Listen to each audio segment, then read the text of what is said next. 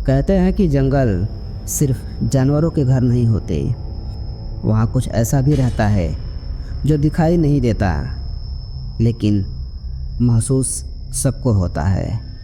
कुछ ऐसा जो आपके बहुत ही करीब होता है, लेकिन जब तक आप समझ पाते तब तक बहुत देर हो चुकी होती है। आज की कहानी एक ऐसे शिकारी की है जो अपने शिकार के पीछे था, लेकिन फिर वो खुद किसी और का शिकार बन गया। यह कहानी है 1986 की। मध्य प्रदेश के एक घने जंगल में एक पेशेवर शिकारी वीरेंद्र सिंह रहता था। वो अपने 3 दोस्तों के साथ शिकार के लिए निकला था। वीरेंद्र को शिकार का बहुत शौक था। उसे हमेशा बड़ा शिकार करने का जुनून रहता था। वो कहता था कि जिस दिन सबसे खतरनाक शेर को मारूंगा उस दिन मेरा नाम इतिहास में लिखा जाएगा। लेकिन उस दिन जो कुछ हुआ उसने उसकी ज़िंदगी को हमेशा के लिए बदल दिया।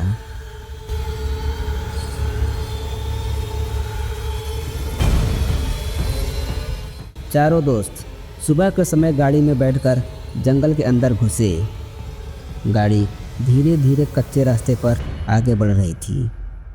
वीरेंद्र अपनी राइफल तैयार किए बैठा था।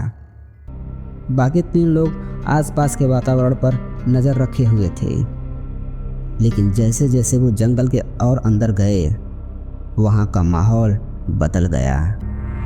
पहले तो सिर्फ सन्नाटा था, लेकिन फिर ऐसा लगा जैसे कोई गाड़ी के साथ साथ दौड़ रहा हो। गाड़ी रोक दी गई। सब उतरकर इधर उधर देखने लगे, लेकिन वहाँ कुछ नहीं था। सिर्फ सूखी पत्तियों पर कदमों की आवाज़ें सुनाई दे रही थी, लेकिन कोई दिख नहीं रहा था। कुछ देर बाद उन्होंने एक पुरानी झोपड़ी दिखाई दी। बाहर एक बूढ़ा बाबा बैठा हुआ था। उसने उन लोगों को देखते ही कहा, तुम लोग किसकी तलाश में हो?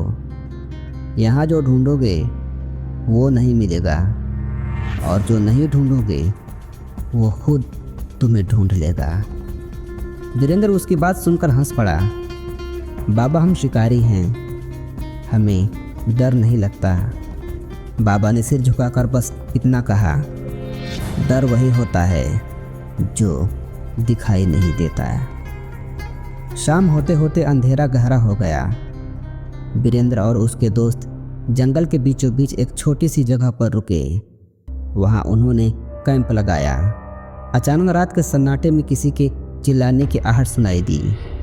राइफल लेकर वीरेंद्र बाहर निकला। टॉर्च की रोशनी दूर तक गई, लेकिन कुछ भी नहीं दिखा। तभी किसी ने पीछे से वीरेंद्र के कंधे पर हाथ रखा। उसका दोस्त था रघु। वो डर से कांप रहा था। वीरेंद्र, किसी ने मेरा नाम लेकर पुकारा, लेकिन वहाँ कोई नहीं था। वीरेंद्र ने उसे समझाया कि ये उसका वहम है, लेकिन रघु के चेहरे पर डर साफ दिख रहा था।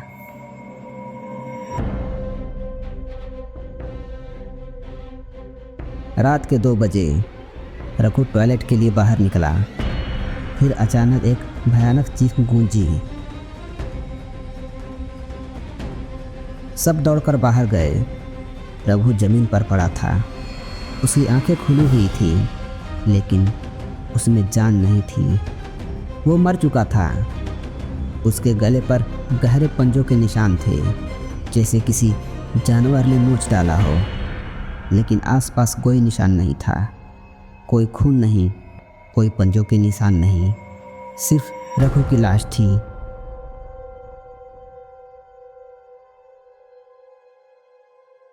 अब 3 लोग बचे थे, वीरेंद्र, अरुण और मदन।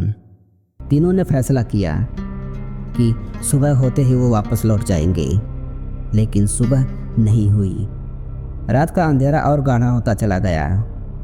गाड़ियों के इंजन स्टार्ट नहीं हो रहे थे। टॉर्च की बैटरी ख़त्म हो चुकी थी, और फिर अरुण गायब हो गया। कुछ घंटों बाद उसकी लाश पेड़ से उल्टी लटकती हुई मिली। आंखें बाहर निकली हुई थी और उसकी जुबान कटी हुई थी। मदन अब पागलों की तरह चिल्ला रहा था, ये कोई जानवर नहीं है, ये कुछ और है, ये हमें छोड़ने वाला नहीं। वीरेंद्र और मदन वहाँ से भागने की कोशिश की, लेकिन हर रास्ता घना हो चुका था, जैसे जंगल खुद बंद हो गया हो।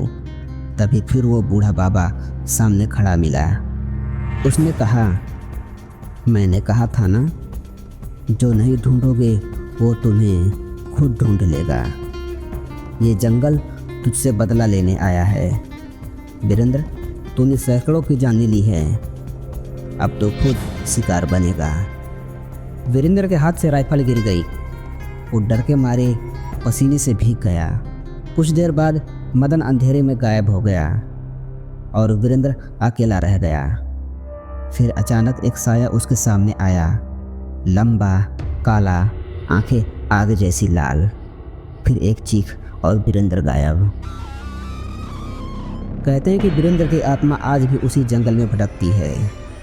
शिकार की तलाश में निकला शिकारी खुद किसी और का शिकार बन गया। जो भी वहाँ जाता है उसकी गाड़ी बंद हो जाती है, अजीब आवाज़ें सुनाई देती है। दोस्तों, आज की ये डरावनी कहानी आपको कैसी लगी? अगर पसंद आई तो वीडियो को लाइक करें, अपने दोस्तों के साथ शेयर करें और चैनल को सब्सक्राइब करें। मिलते हैं अगली डरावनी कहानी में।